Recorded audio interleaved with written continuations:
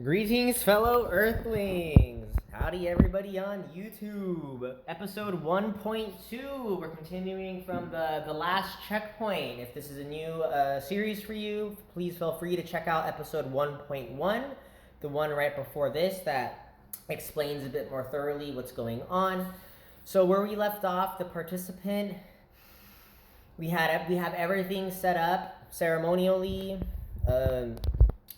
Each direction, very important for me as a practitioner to consecrate the ground. Everybody is different. I've sat with multiple shamans, and some of them don't even consecrate the ground. Like everywhere they walk is sacred anyway, so they don't say a prayer, they don't do any energy work, they just start ceremony. For me, I like to do a little something extra on my end just to enhance myself, which enhances the other person, the experience in general. So the reason I chose the four elements, north, earth, south, fire, west, water, east, air, the reason I chose those as my, I guess you could say, people, like some people, they, even in this day in Northern America, they worship like the Egyptian gods, right? Or they, different paganistic groups like to have certain entities or gods or goddesses that they deem as a higher power that assists them with their growth, with their day. They can call upon them for assistance. So for me, I like to focus on the elements. That resonates a lot with me when it comes to drawing power from a entity or a life force or a archetype, an archetype. As long as it has an emotional pull within the practitioner, that's what matters most. So it could be anything. It could be a rock your great grandma gave you, and it really holds a lot of water for you. Holding this rock, you feel for the love, the infinite amount of love your grandma has for you, and you draw power from that. The point of drawing power from something is so you're not using your own chi, so that after ceremony the practitioner can feel energized themselves. Because with with breathing in of the healing power of air to pass it on to the client, there's a trickle effect where, like, if the life force of air is passing through me to get to the client, it's still trickling inside me. I'm still like as if I pulled energy from water. I face west, I breathe in the water, I pass it to the client. The water washes over me, it's directed to the client, but I'm still moist in a sense. It still has a lingering effect on my psyche, physically, spiritually, emotionally, mentally, etc. So last second, advised her to say her intention one last time before ceremony. So it took a cool bit. Usually takes me a cool bit to set up the space. So as during the last components of setting up, she laid down on the blanket, and then finally I presented the medicine to her. I lit some white sage. I like to align certain scents with activities to help with the mindset, priming your mind in a sense. Like every time you meditate, you light the frankincense incense, So every time you smell frankincense incense, it puts you in that silent space. So for me, right before a ceremonial activity, the white sage gets lit. The white sage was lit, passed on the medicine to her, and she said her intention one last time. In the card, she kind of said it two ways, but it's the same thing. The first way she said it was my intention with this plant medicine is to be that much more enlightened and to ascend more quickly. When it comes to intention, word choice is very important. As you can see by her intention, I wish to be that much more enlightened. She already is enlightened. She just, wants more of it. And I wish to ascend more quickly. She's already ascending. She's acknowledging the facts within her life. So for all you practitioners out there, another ceremony I've had before, the client said for their intention, my intention with this plant medicine is to not be stressed out. Not be stressed out. If that's the mantra the person is repeating during ceremony, they're still thinking of stress. They're saying not stressed out, but there's still stresses in your mind. So for another ceremony, I did redirect the client's intention. Yes, and what's the opposite of stress? And then we kind of concluded on internal peace, right? Because with internal peace, there is no stress. The mantra that you're repeating to yourself, you're creating brain waves, neural pathways towards that intention, and you want it to be something more in a loving space. So that was a whole nother ceremony, but we're gonna come back to this one. That's just a little tip for the other shamans out there. If you feel called to eschew the intention of the participants, you're welcome to do that if you feel it resonates. I feel it does, to enhance their experience.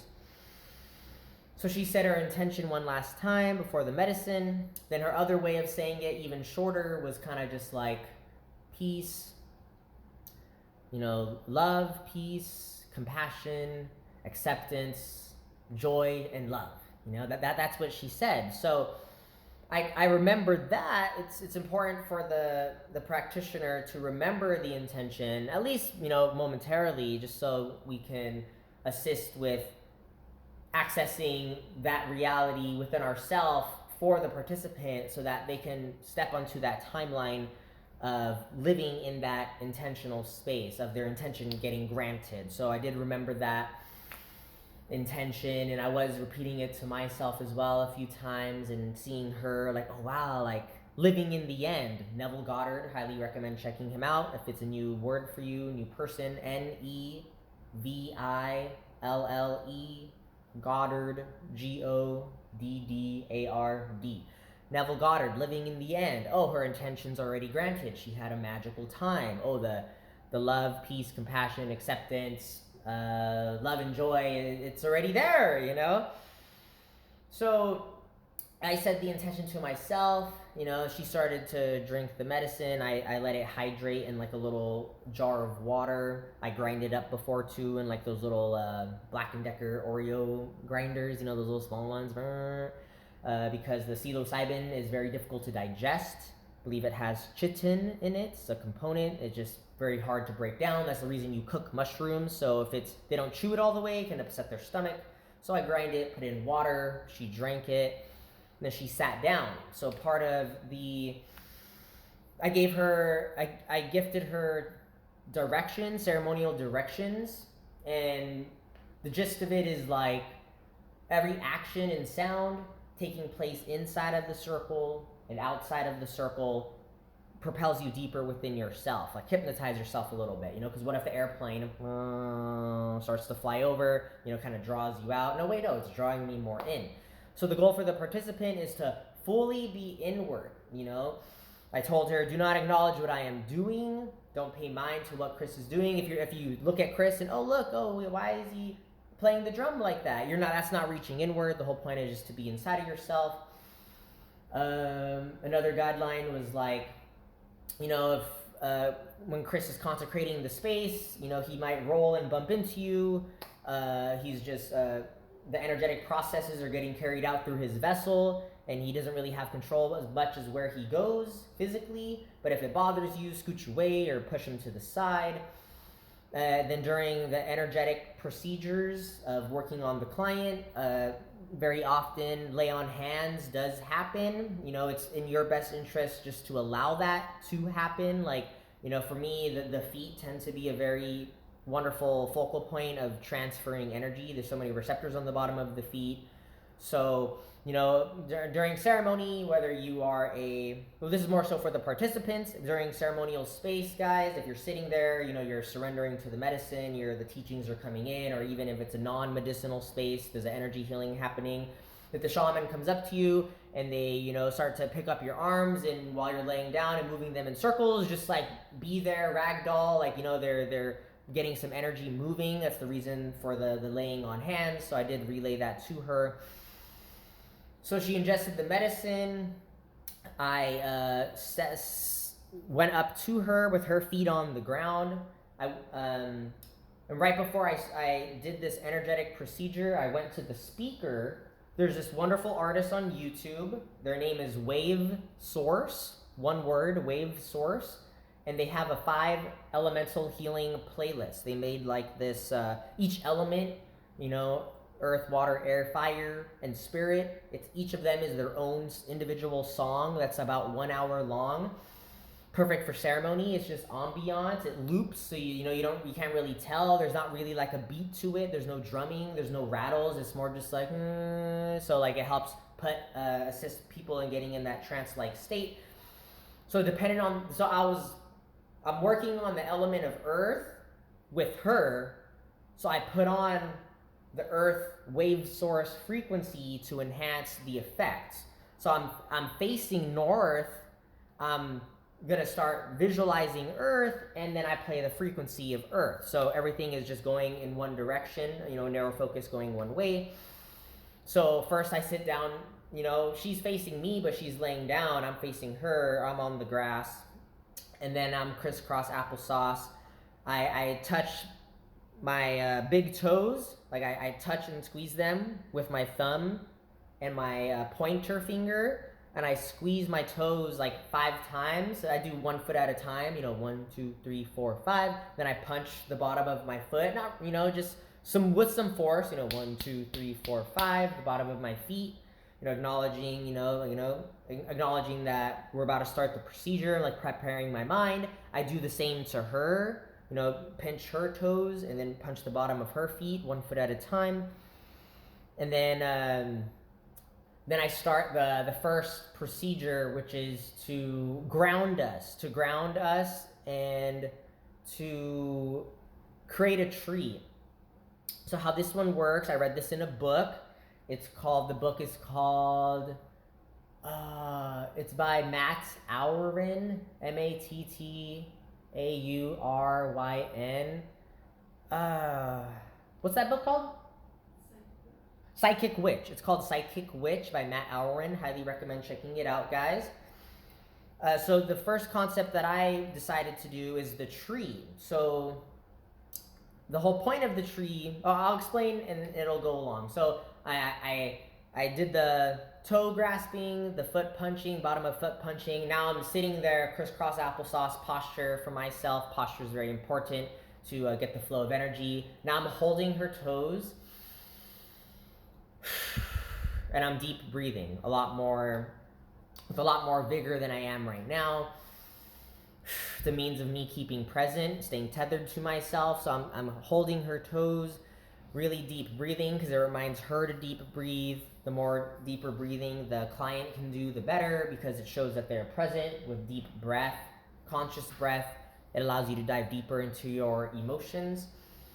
So I'm having her breathe. While she's breathing on her own rate, I'm just reminding her with my own breath, and it helps me to breathe, holding her toes. Then I start this visualization of like roots going down. So these roots start going down, but for me, visualizations are very slow. And if I myself try to speed it up, the visualization stops. So the roots where we are at, I'm not just making a tree out of myself, I'm making one out of her too, for her, because she's trying to dive deep into herself. I'm just setting up the energetics so it can be an even more magical time, right? So these roots are starting to go down very, very slow. For me, the roots kind of moving like a corkscrew fashion, just going down very slow. Focusing on the breath and just visualizing, feeling like, oh, these roots are going down, we're going deep, then eventually we get to Mother Earth's core, the core of the planet, right? Pachamama.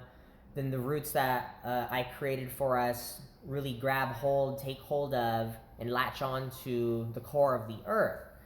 So now this is fully grounded, like your roots are to Mother Earth's core, fully grounded, because the higher the frequency gets, the more grounded you get to be.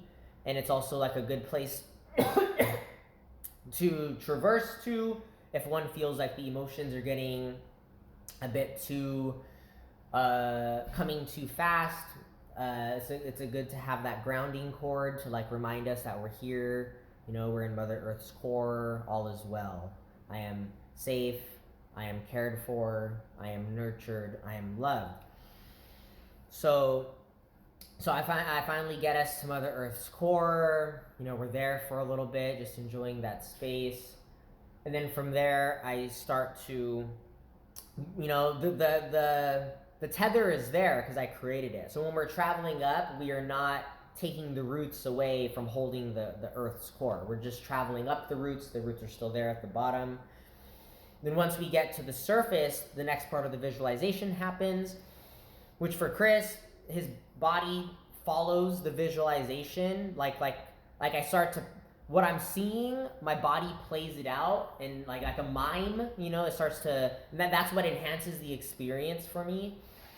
So we, as soon as we travel back up the roots and we're back where we were at, I start creating the tree. So like the tree starts getting birthed slowly, the seed sprouts, this beautiful tree is getting created. Then as the tree, starts to, from a youngling, starts to start actually growing up to be a bigger tree, like my body automatically starts standing up.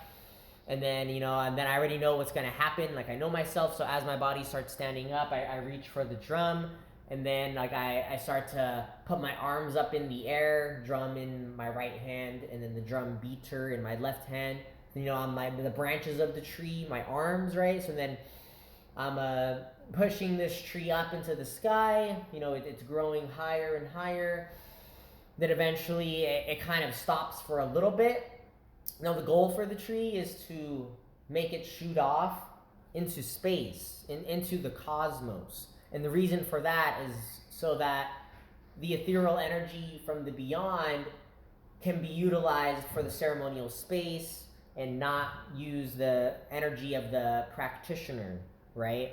So right as we get to like the highest part of the sky, it's ready to start shooting off into space. So the Norse teachings about shamanism, there is a feminine aspect and a masculine aspect. Feminine aspect is more flow, like some shaman, and then not everybody follows their individual cultures. For me, my dad is German, Scottish, Irish, so I am taking note of that and diving into the heritage of the Caucasian people. So Norse does resonate with me at the moment. So some shamans, how they operate is very flow, like their body looks very graceful, very peaceful, like like the Tai Chi, the Qigong you see at the park, like, oh, look at those people, like totally in peace, right? For me, from what I've learned too, that's the feminine, that's the Norse feminine way of going about the energy healing, or the trance-like state in a sense that goes along with it. The masculine is more force. And for me, that kind of naturally resonates more. So force versus flow, for me, I tend to choose force for a lot of the procedures, pretty much almost all of them. So once, my arms are up in the air, we're at the tippy part of the sky. Now it's time to like really shoot the tree off into space, and that takes a lot of energy. So I'm like deep breathing, like then I'm pushing this tree, like all my muscles are flexing, and like my teeth are clenching, and like my every bit that I have is like pushing this tree up into the sky. Maybe like most of it, I'm like 80%, 85% of my capacity to flex and to grunt and to like force my body to become this tree, to push it up. Then once I think we're almost there at the tippy top, then like I give myself a little break. Like I'm still visualizing with my arms up, and I'm breathing for myself this time. Then I take one last breath, real deep breath, and I give it my 100% just to make sure we go all the way up. So now the tree is created. I'm breathing into the tree. It feels so divine. Then it's time to start some of the energy healing that takes place. Looks like we're about at the 20-minute mark, so I'm gonna let you guys go. Videos shorter because I want you guys to get movement in. Sitting down, listening to an hour conversation, it's not really the juice I feel. So we'll post more another time. Last point we left off on was the creation of the tree. The tree's fully created, and the participant has already consumed the medicina. They've probably been in that space for 12 minutes or so, maybe almost 15. The tree has been fully created, then the next portion will be posted another time. Love you guys. Continue to nurture yourselves in every which way, and I'll see you another time.